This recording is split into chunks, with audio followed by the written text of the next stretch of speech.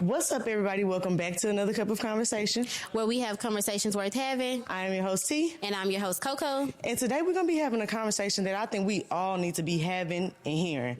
So imagine, I want to paint a little picture for y'all. Imagine living in this billion-dollar country. We got all this opportunity, goals, dreams, and everybody have high expectations. But we still have people who are struggling to read and write. And that is very much true in the country we living in today. Yes. Well, you can go ahead and imagine it because we are living, like T said, in it right now, living, breathing in it all day, every day with people that we see, that we don't see, that we work with, that we don't work with. And so today we have a special guest, a lifetime educator of 25 years, an associate principal, Miss Jocelyn Clifton.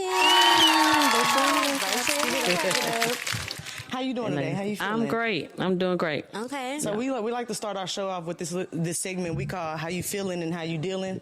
Basically, how you feeling this week or this day and how you dealing with your emotions or whatever you're going through. Or not going through. Right. Yeah, you don't have to be. It could be something good. Okay. I'm feeling good.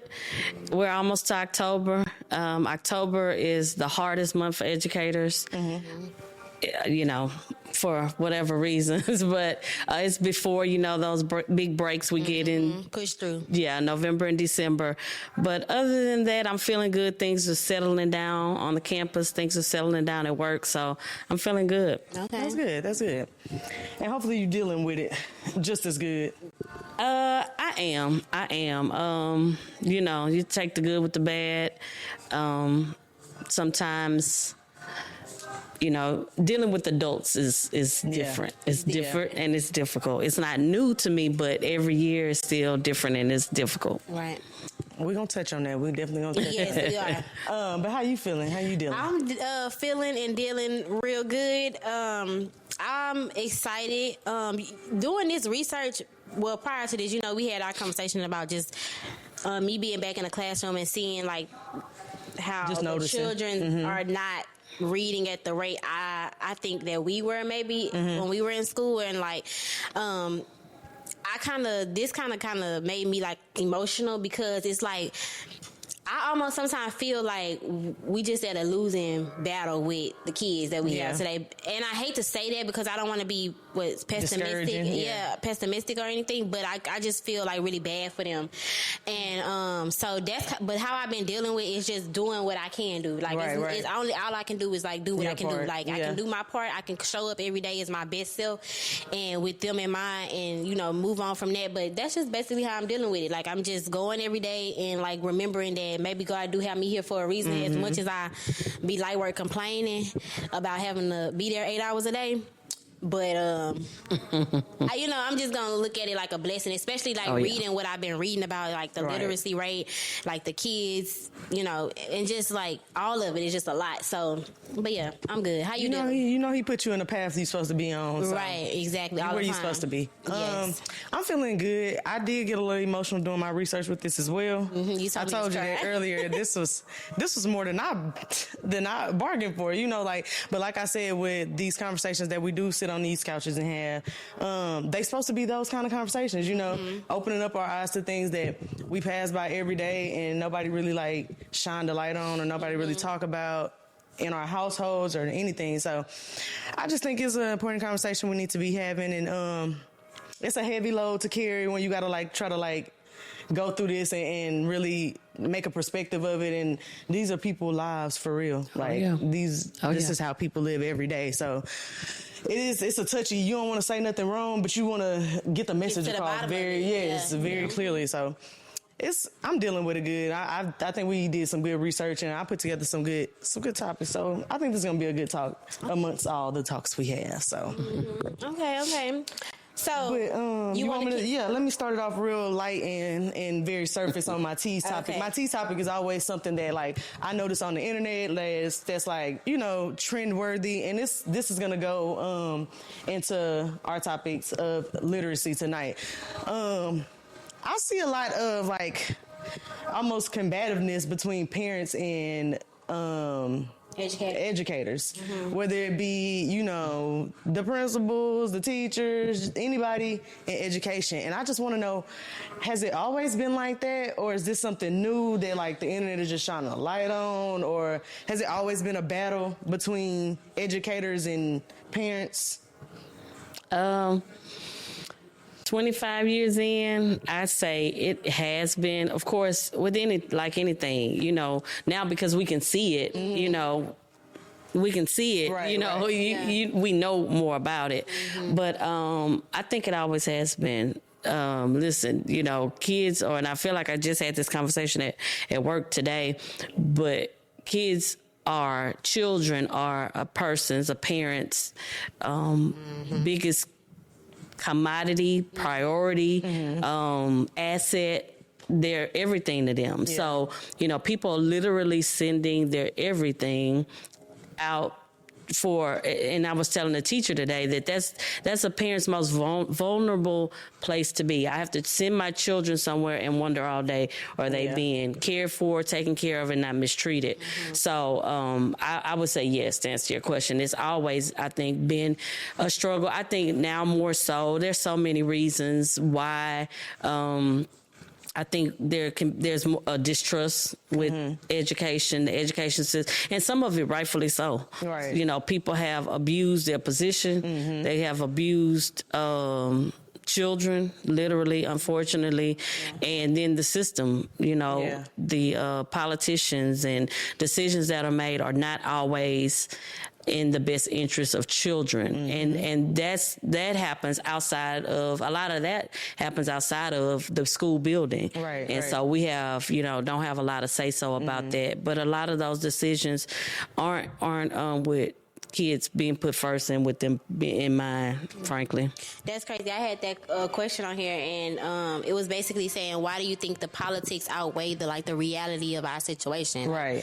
Especially just when I think about a lot of stuff, like I always talk about Kari, and my situation with her and homeschooling her and putting her back in public school, and her thoughts about public school now that she's back in public school. And I think this is another reason why it kind of made me a little sad, because it made me think about my situation and having to put her back in a public school situation. And what I will say is, me and Carrie talked about it, and I feel like there are good aspects of public school, and there are good aspects of homeschooling your children or finding some type of private learning for your kids or whatever. But one of the things that she said to me is she was like, Mom, she doesn't like the fact that we can't talk. And you know, she a talker. She was like, we literally can't talk to our friends. Like, why are we there if we can't even, we have to sit next to these people and we can't even talk to them. Every time we just look at them and they think we talking, we get in trouble. So she is like, well, then we only have 5 seconds of recess. It's way more than 5 seconds. Right. But she doesn't like the aspect of that, and I don't like the aspect of that either. And I remember so many people was like, you pulling her out as a young homeschool her, she ain't gonna have no social life, she gonna be weird, she gonna be awkward. But my child is way more social than a lot of kids, and I think being outside of the public school, your child is more social than what you think, because she's around. You assume that because your kids are around kids, they're just building these social skills. Right. When all that your kid really hearing, quiet down, noise level 0, bubble in your mouth. Kari was like, what is this bubble in your mouth thing? Why we got I almost passed out holding the bubble in my mouth. So you know, it's good and bad aspects, but I do want to know, why is it that way where politics is more important? What is the root of that being more important than what reality is? Right. Money.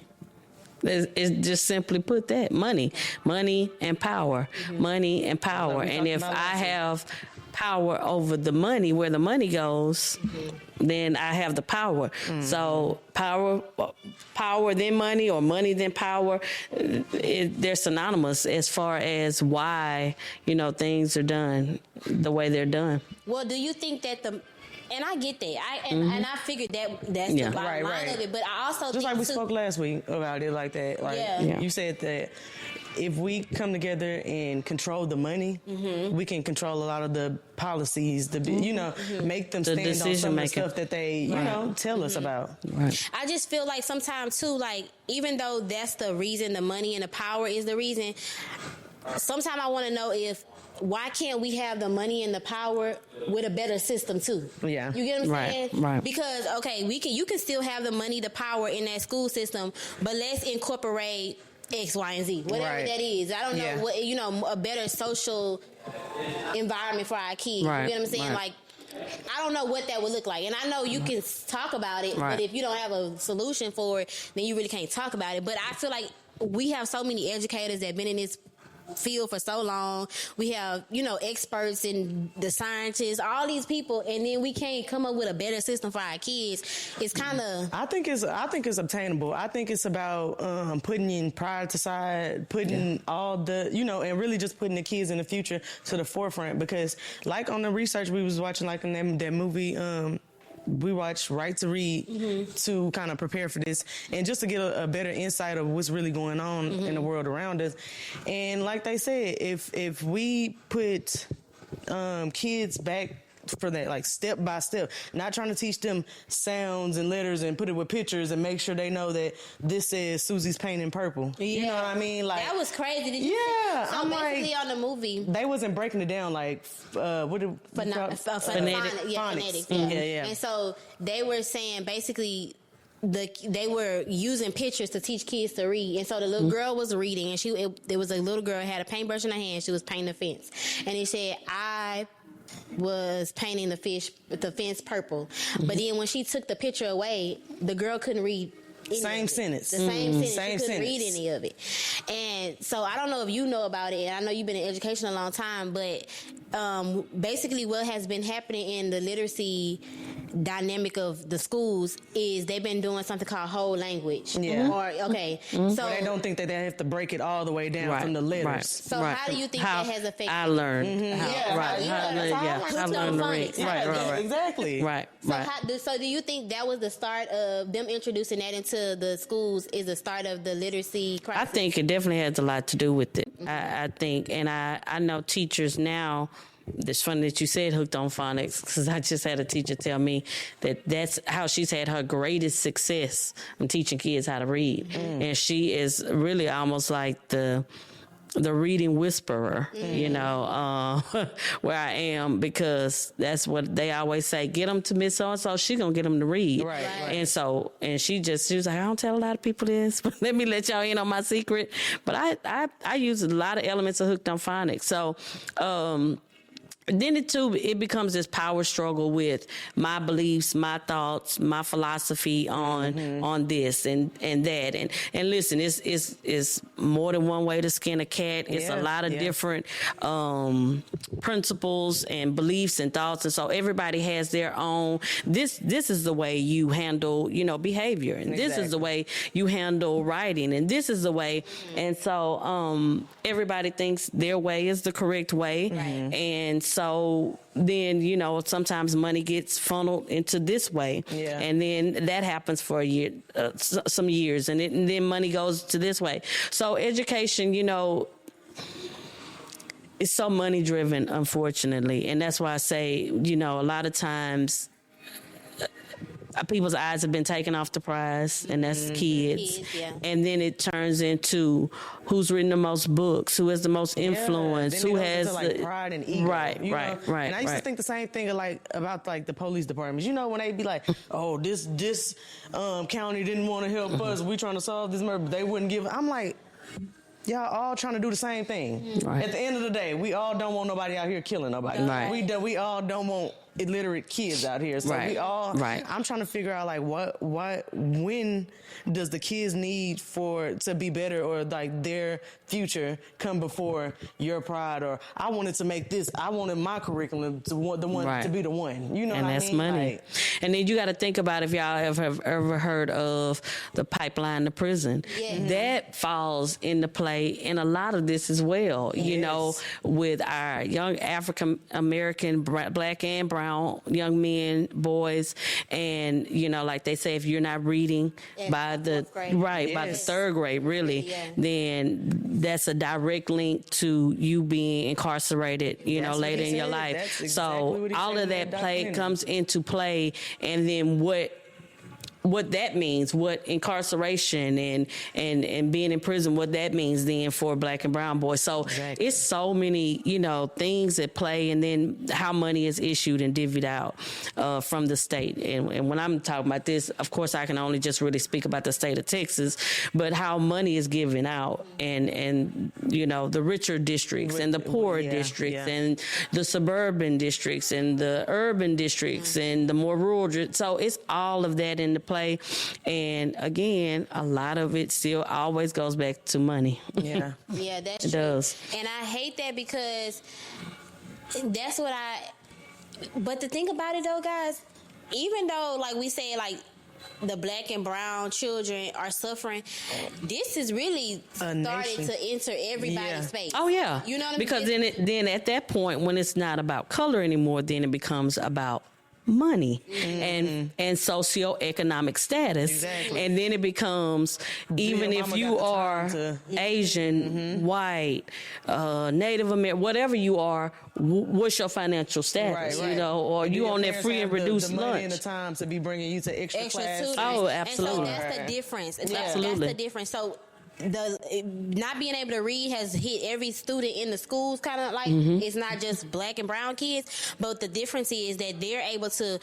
Little Susie mama gonna have her at Kuhlman and all these extra a private tutor. And when I was thinking about that, I was like, because it do start in the home, but like it's a lot of adults out here that's illiterate. Yeah, especially in our community. It is a lot of people that can't read. So what just are they going to do to their kids? And if they can't afford, not homeschooling, but tutoring, right? Then that it's all left up to the teachers. It's like nothing. Right. So it's out of their control. Almost. I heard this guy, and he was talking about reading as being our sixth sense. Okay. And he was saying how he has this idea that if we took care of the literacy crisis the way we took care as if a child, if we said by the age of 9 is this many chances that a child will go blind or deaf, the things that the medical industry would put into place to make sure that wasn't the case, we need to take them same steps to put into place for the kids. Like he was even down to having our pediatricians. Like when you come to your pediatrician when you're in the 2nd grade, you taking a literacy test, not just you know what I'm saying. The same way we have a plan for you if you have like some type of mental illness or something like that. We having somebody that support that go to your house. Okay, you come to your pediatrician and they find out you can't read and you're in the 3rd grade. Okay, we need to set up a plan but we've also been tracking this since you first started coming to. You know what I'm saying? Before kindergarten. We've been preparing you to see what your parent is doing to prepare you before kindergarten and what the school districts have in place for your kids before kindergarten. How it'll travel throughout your years and what we need to do throughout your years. We need to send a case manager that's not about mental illness, but somebody that's reading with you or providing books to you. Because some of these cases are something about these kids not having books in their house. I didn't know that was a thing. Their parents either don't guide it or don't have the knowledge to know that this is what they need to have at home, or the time. Or the time. I think when I was like younger, maybe in elementary, my mama would sit down with us like that. But as we got older, it wasn't really a thing. And I don't know if it was because, it was probably a factor of a lot of things. One, we get to, an age where we don't think we need our parents' help in certain things. So I got it. I'm doing my homework. I'm doing good. I'm making A's. Get out my face. You know what I mean? Like, 2, she's already working a lot. She ain't finna come back with no teenager. Nobody that think they got it going on, 12, 13 years old, think they know what they talking about. They ain't even finna do that. Like, if she is passing, she do got it going. That's enough. Bye. Get out of my face. You know what I mean? So I think it always, like you said, boiled down to like a social thing to where people. It depends on how your house is. If you have a 2-parent household, if your parents can afford to stay home and tutor you, or if your parents got time to sit around with you all day, or several hours on the weekend, or when y'all off for a whole week, that has to be a thing. Like it has to be a whole. Because even when we ain't in school, our parents still working. I'm on a week vacation. She's still at work every day. Ain't like she finna sit over here and go over. Well, I think what I learned from doing the research the district and the schools have been trying to put it off as the parents are not working with the students at home. Yeah. It's true. Yeah. In some instances, true. That's true. But what's up, y'all? It's your girl T. And your girl Coco. And are you looking for some brand exposure? Do you have a business that you're trying to put in front of a new audience? Because look, right now we are giving out free commercials. Free. Oprah style, baby. Yes, and you get one. Period. We putting it out there. And we building our brand, and we trying to help you build your brand. Yes. So if you have a small business, large business, medium-sized business, whatever kind of business you might have, let us know. Get in our inbox, email us, and let us know how we can help you grow your business and see some success this year. Yes. These slots are only free for a limited amount of time. We're going to give you the first 4 weeks of the month free. You get to see how we expose you, how many people come on behalf of Cup Conversation, and then you get to decide, is it worth it? So this is a deal of a lifetime if you ask me. As a business owner myself, if somebody gave me this opportunity, I would definitely do it. We have views on TikTok, Instagram, and YouTube. Yes, and just get out there. As well as the podcast platforms. Yes. So tap in with your girls. Very much so. Get them commercials while they last. Deuces. Yeah. At the same rate, that is the same thing with reading. Right. It is. An epidemic of people that cannot that are illiterate. Yes, it's gonna be insane. It's already insane. It is. It really is. Well, it's just gonna turn into the haves and the have-nots. It is. It's gonna turn into the haves and the have-nots. So then it starts to make you think and consider. Is that something that people are kind of moving slow to make a change with? What I will say is it's not, I know what we were talking about. We were talking about the reasons why. And you said they say parents aren't helping. Okay. And so that's one. Of course, that's not everybody's thing. Mm-hmm. You have to factor in LDs, learning disabilities from kids. You have some kids that, dyslexia. Yeah, right. Dyslexic or reading disabilities, reading issues. So that's a factor too. So even though they might come from a very literate home where reading was pushed, I know that was my situation with my children. I read to them both the same. I read to them both in the womb. So they heard I'm an avid reader. Aside from being an educator, right. I was just a reader. I've always loved to read. So I was an avid reader. I read to them as small children. Every year for birthdays, my kids got a book. Mm-hmm. You might get a plethora of other things. Right. Yeah, you're going to get a book. That's off the rip. So you're going to get a book. And I still have had my daughter, my second child, who never liked to read as a small child, never really did. And then later find out that she's dyslexic. So, I did the exact same thing with them. They came from a literate household. So they saw me read, heard me read. But so it's a lot of reasons as to why there could be gaps. You have kids that are, they move around a lot. They go from school to school, place to place for various reasons. So it's a plethora of reasons why it could be, And what I was reading is so basically the documentary. They seem to have it figured out, and what they figured out was when they introduced whole language. That is where it stopped because the phonics was taken away. Mm-hmm. And they were saying that it was one teacher that went against the curriculum in her school and was doing the phonics, basically like you said about the teacher that, and it made a world of difference, And so he was saying if we have the science that's proven, the statistics, everything that's saying the decline happened here and it's an incline when we do this, then why are we not just doing this? Right. You know what I'm saying? Right. Why is it not just that simple? Why do we not just make it that simple? It's going back to that though. It actually is. Absolutely. It's absolutely it's going back to that. In the lower grade level, the EC through 4 kind of grade band, teachers are definitely teaching phonemic awareness, syntax, language, all of those things, those moralities of language are being used and taught. A lot of that has something to do with that SRT that's now added to certifications. I'm complaining about it, but now that I'm like, the science of reading.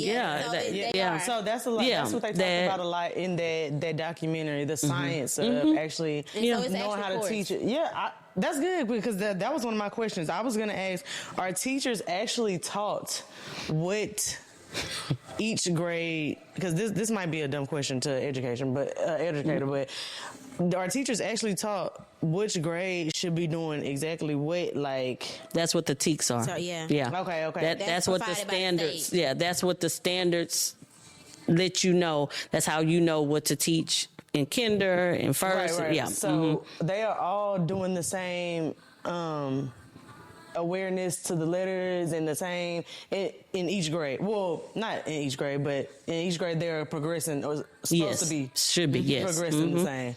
Okay, I think that's where... Should be, but it should be. Yeah, that's what I think that's where a lot of the disconnect is. Because, not even just the parents at home, but we are starting to get educators that I don't think knows the science behind. Or absolutely. Like y'all said, the SRT part of it. Like the science behind. Absolutely. Yeah. And that's because then now you have people who are not certified teaching, and because we're in a shortage. I was about to say, we go back some years to when the shortage happened, and I mean there were literal billboards. I remember seeing billboards like asking. It started out with people in degreed areas and other aspects. You work for Exxon. You were a chemist. Would you like to come and be a teacher? If you were journalist, and would you like to come? And so when the shortage really came about, and they were soliciting for people to come in, and then the ACP programs popped up, and that could be a whole other show about. It really could, about that whole thing, and I won't go down a rabbit hole with that, but so some people are maybe well versed in it. Some people are learning it as they go, learning it with the kids. I don't think anyone is not putting forth their best effort or trying. And then some kids just have so many other struggles that just kind of impede the learning. Yeah. They really do. And that's I agree. And for me, my thing wasn't to teach. Like, I kind of just fell into this because all of my family are educators from my grandma down. Like, so it was something that I kind of just fell into.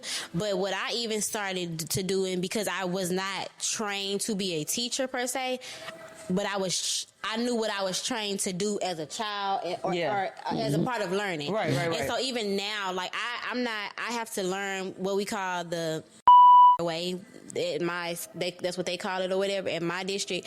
But in the midst of me learning that way, what I do with my kids, I just teach them what I know. Like, if I know you don't know how to read, like, I just went straight to what I didn't even know it was a thing of whole language. I didn't know that. I just assumed that, of course, you're teaching the kids the A, B, C. Yeah. That's what I was thinking when I was watching the documentary. Sounds, I was thinking, like, blends. Who would skip over the awareness of knowing each sound, you know what I mean? Yeah. Like, and just try to get them to understand it. And when they were breaking that down, I guess that just comes with, like, being a parent or an educator or something, and being really in that.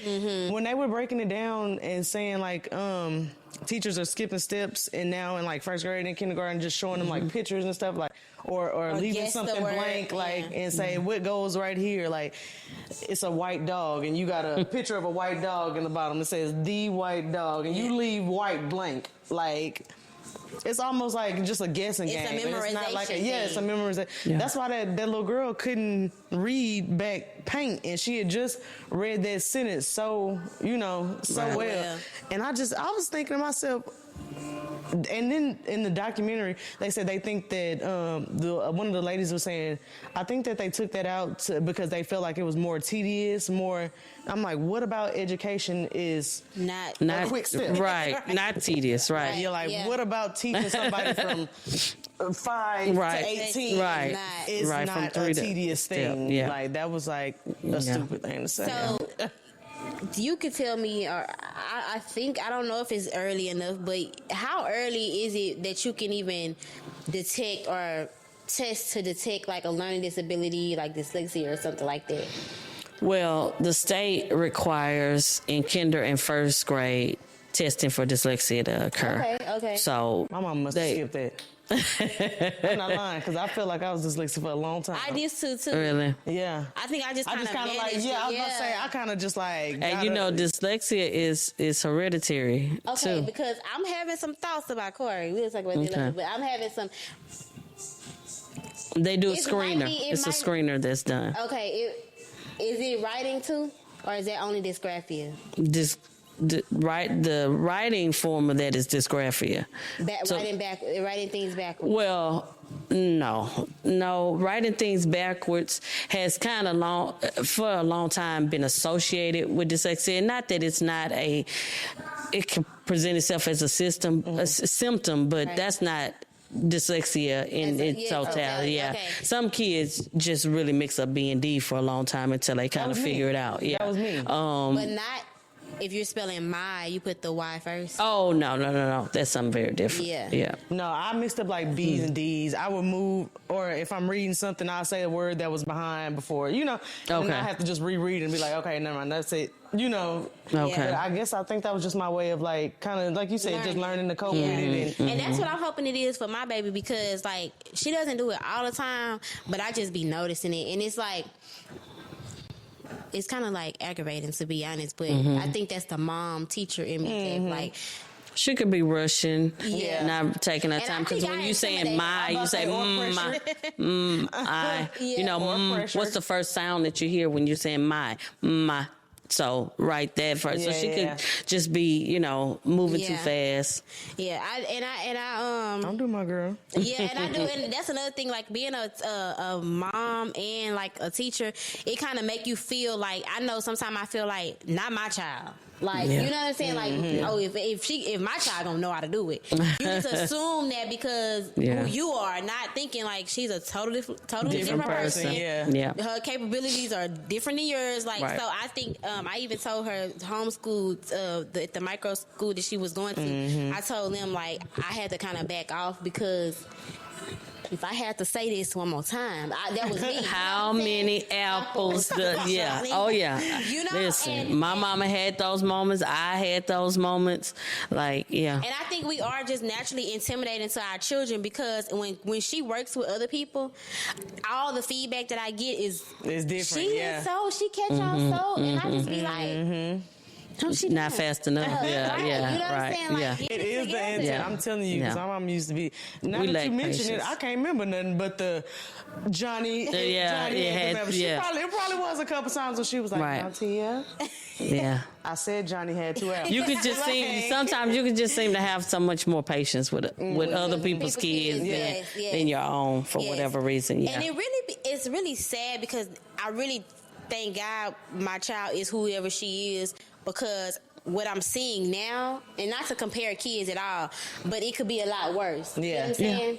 And so I'm like, dang, like, that's not. I don't like when we kind of call that comparison, because you have to like use the world around you to see as a little guy. Yeah. You know what I'm saying? We're all different, and we're all gifted in different ways. Right. So whereas your child might excel, in those kind of humanitarian contents areas, the reading and the writings and the social studies, then somebody else is going to excel in the math and science realm. It's so sad though, y'all. A little girl told me like one day this week, and she was like, she can't really read, She just she's so cute, y'all. She's just the cutest little girl. And she can't read, and she tries so hard in my class. And she's like, Miss Jones, I practice my words at home, and my mama said that I'm not going to get no Christmas gifts if I don't learn how to read. Oh, God. But I don't think the parent knows the severity of what she's dealing with. It's not just I don't know how to read because I don't want to. And I think that's especially black because I'm not paying attention. You ain't trying hard enough. Yeah. Right. But I feel like it can be that type of situation, but for her, I feel so hurt because I'm like, dang, you might not get no Christmas gift. She hanging everything, yeah. You know what I'm saying? Please intervene on this situation. And this is like for real for me now. Intervene on that situation. Gather as much data as you can for that parent and meet with her and let her know where her child is. Mm-hmm. Where she should be, where she is, and then what is probably holding her back from that. Show her what you're working on with her, and then y'all set small goals. She has to have a goal. That is going to tear her apart and totally discourage her if she doesn't have a goal. If that's the ultimate, if it's you read, that's like saying you read or you die. If you read or no gifts, like, she's got to learn to read by December. Yes. Like, come on. Yeah. So she has to have that's not reasonable. She has to have a realistic goal. And then when December comes and she gets no gifts, then what happens? Then that's where kids get it's whatever attitude, and then she's already in her mind declare herself a failure, and I'm try for what? Right. Yeah. Try for what? Yeah. I didn't learn how to read by December. What do I need to try for? Right, and then so she's gonna get this defeatist attitude already. Really so she's gonna have to she's gonna have to have some small goals. Mm-hmm. Some small. I mean, you know that from working in the realm you work in. Right. She's gonna have to have some small, realistic, attainable goals, and then mom's gonna have to understand what she's struggling with and let her meet those small goals. Yeah, I even spoke to hey y'all, it's your girl Coco and your girl T, and this week we are bringing you our first juice challenge with roots, juice, and herbs. Yes, this is gonna be a 7-day challenge. All you gotta do is follow along. We're gonna give you the recipes. Make sure you post it on your story, on your page. Make sure you are following roots, juice, and herbs and Cup of Conversation.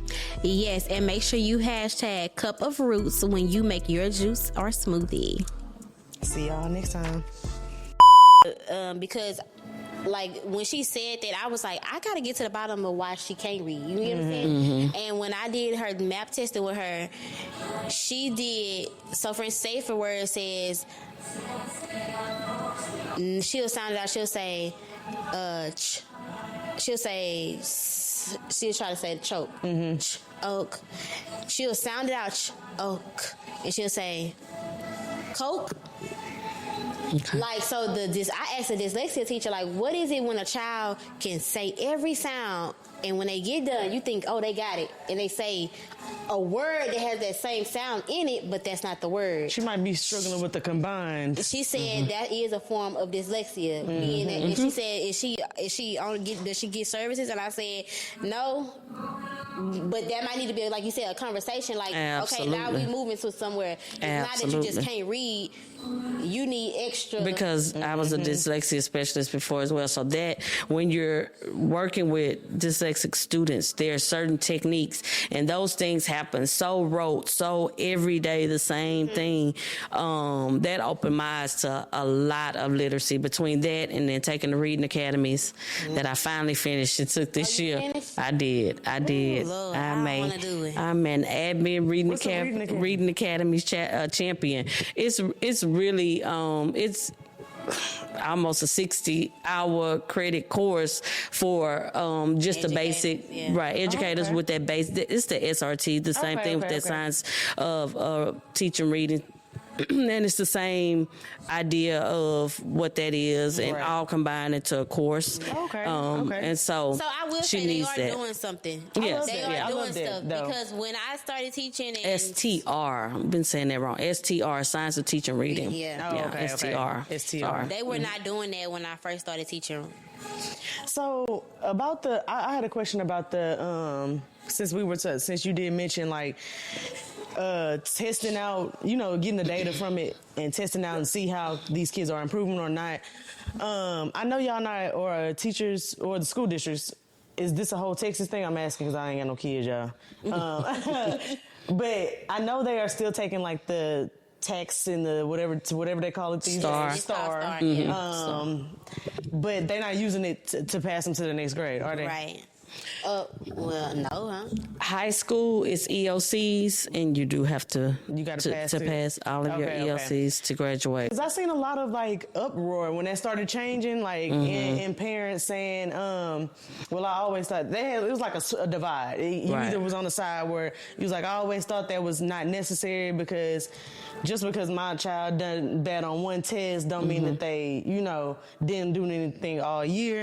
And then there was another side like, we coddling them by not having some kind of units of measure to see the data of where. A couple of years ago, what they would do, well, I'll say it ended that I know of a couple of years ago, where they would have the kind of 5th and 8th grade would be those promotional stops where if in the 5th grade year, if you didn't pass the STAR test, then a GPC committee, grade placement committee would come together, and they just kind of look at their child in their totality, look at them overall, not in just that one realm, but okay, maybe they didn't pass those STAR tests, but how did they do in the classes? What was their score on it? And kind of look at them overall. And that would happen in 5th and 8th grade, and then you would have multiple chances too in 5th and 8th grade. That's the method of it. It's not just a pass or fail. They did. Well, they did, and then they took that away. I know that they can take it more than once for sure. Well, they used to in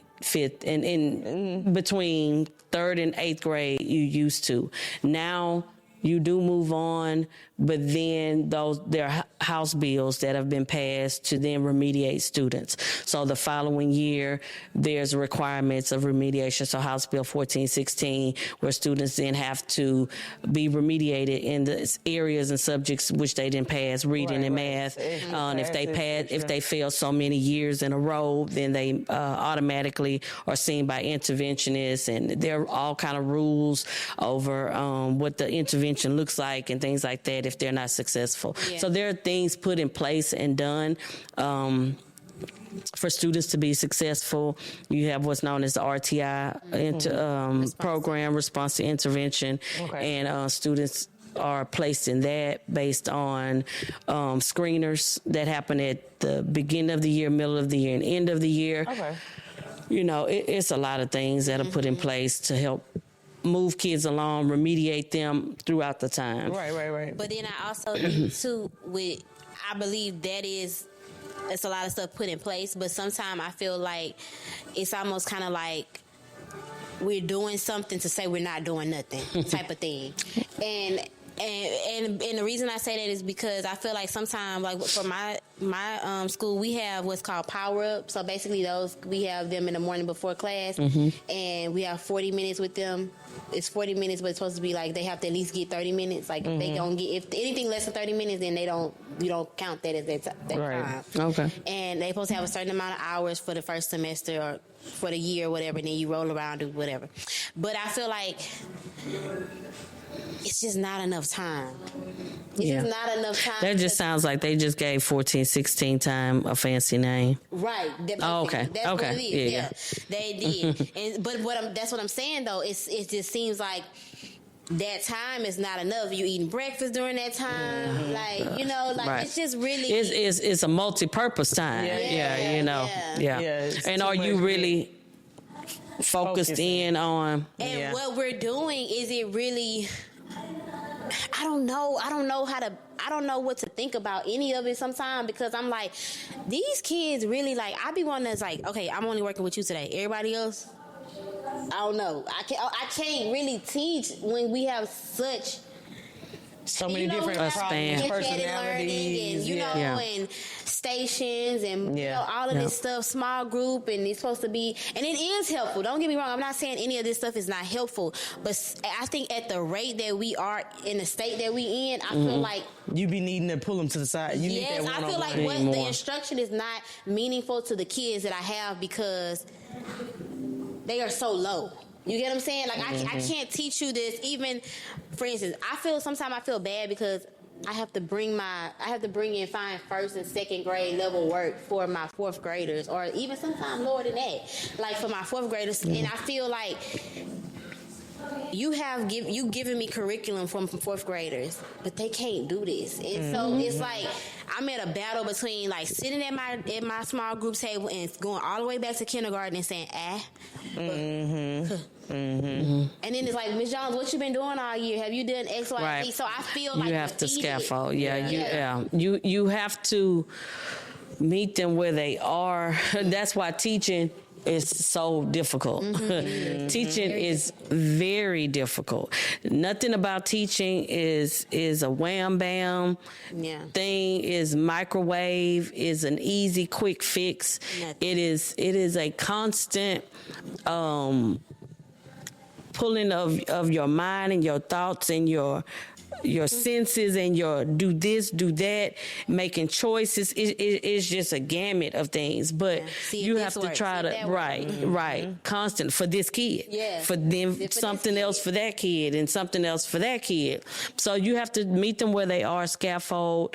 And a lot of times you're filling gaps. You're filling gaps. You will get your mind overwhelmed. You will be overwhelmed. You will get defeated if you feel like I have to be the teacher for this kid's life. Don't think of it that way. I am the teacher for this period and point in time. I'm depositing, doing the very best that I can every day for a span of 8 months? Yeah. And then you're gonna pass them on to a new group of people with the same thing. Yeah. They're gonna grow. They're gonna learn. I was in 7th grade. I taught 7th grade English language arts for the betterment of 14, 15 years. So I did that the longest. I got kids all the time that struggle to read in 7th grade. But I couldn't realistically sit them at a table, call them up to my desk, and start going over phonemes with them. Yeah. That's unrealistic. Right. They still had assessments to take that were on grade level, a STAR test, tax test to take that were on grade level. So it's unrealistic. Right. But I did have to teach them ways to get it done, to do what they needed to do. Right. So, different strategies. Yeah. So you can't, you think of it that way, and you can't get weary and well doing, but you also can't just stay in that one place kind of marching or walking in place. Right. You have to move them along. You have to, move them along the best you can. Yeah, I agree. I find that so crazy that we are so far behind. I mean, we can't fit it all in a hour's episode, but it's just so much that needs to be done. And I just don't know why what's the holdup? Because I feel like we have all the resources, we have all the ideas, everybody. Yeah, we really do.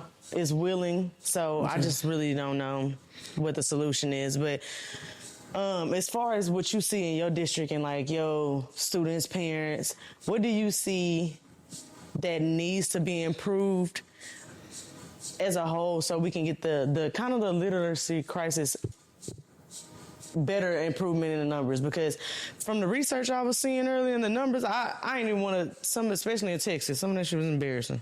And I was like, 46 out of the 50 states is ridiculous, y'all. Like, it's... It is. We have to we rely so heavily on technology, and, instead of phones being put in our kids' hands at 8, 9, 6, 5 months old, we have to push books. They need to, but not even just giving kids books. It's not like I'm gonna give you a book and let me scroll on my phone. Yeah. They need to see us, engaging in literature, engaging in reading, and then not only that, talk about the books with your kids. So you reading about this and ask them questions. That builds comprehension. And then they need to hear you read. That builds fluency. So you just kind of have to, and I know it sounds so cliche and so, I don't know, Saturday morning special-ish, but that's what you really have to do. Yeah. And then even speaking of Saturday morning special, like all of that kind of stuff is gone. We used to wake up on a Saturday morning and eat cereals and conjunction junction and the bus, and they don't have those same kind of things. They say, up. Right. And so, what's it called? Electric. It used to be on PBS and everything. Right. All that kind of stuff.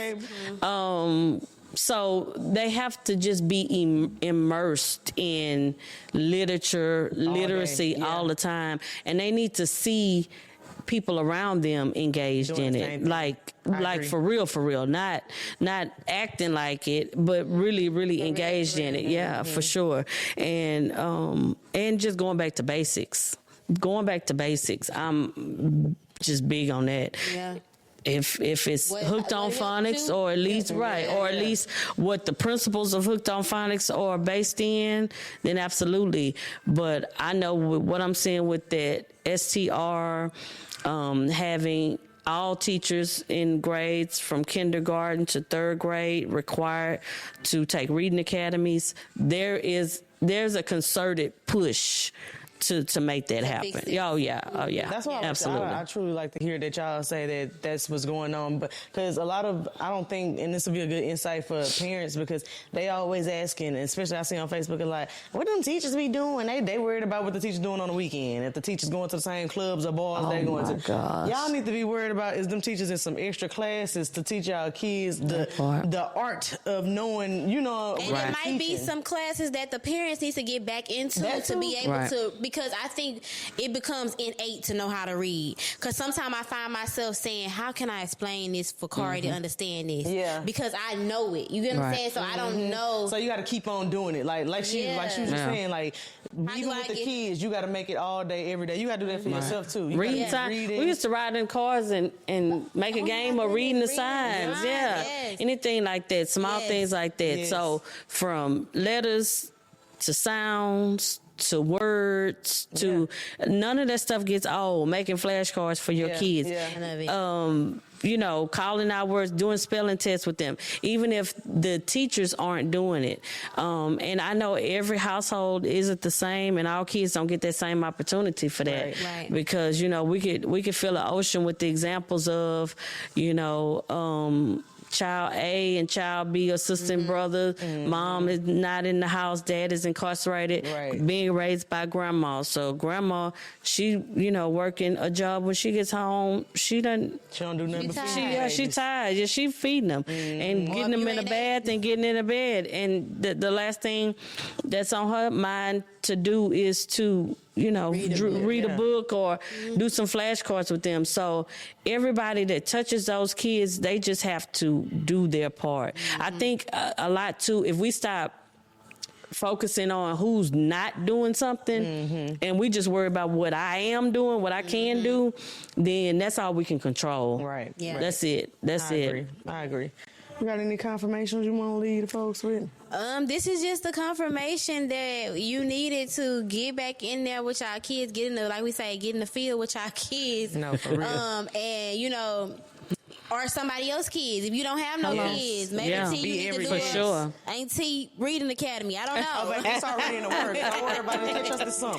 No, just something like, get the parents a break. Like we say, don't worry about who not doing something. Just worry about what you can do. You know what I'm saying? Seriously, me and my friends, remember I said we was talking about it. We definitely going to be doing something this summer. So yeah, it's definitely needed. I think now even more that I've did this research, I'm definitely honing into it, like making sure we get that done, because it's necessary. Yeah, it is. And this is, I always give a confirmation for the people, but I feel like this is a confirmation for our country leaders to I know the thing is power, money, and all of that. But in order for this country to be held higher than it is today, for tomorrow and the days after that, I feel like you're going to need great leaders, and great leaders have to know how to read. Great readers. Got to be great leaders. Yeah. So this is confirmation that y'all need to keep pushing for us to be literate, for our kids to be literate, and letting that matter more than the money and the power, because ultimately those same kids are going to be needed on your workforce. Oh yeah, Baby, you're gonna have somebody doing surgery on you that did Chat GPT the whole college career. You don't want it. Like, let's just teach them how to read. Yes. Teach them how to Definitely. read. To read and write. Yeah. Heavy on the reading. Heavy on the read. Oh my and writing. But yes, I think that's it. That's all I got for y'all. That's all, folks. That was great. Y'all know what to do. Like, subscribe, comment, share, send it to a friend, tell a friend, and until next time. Until next time. Keep reading. Keep reading.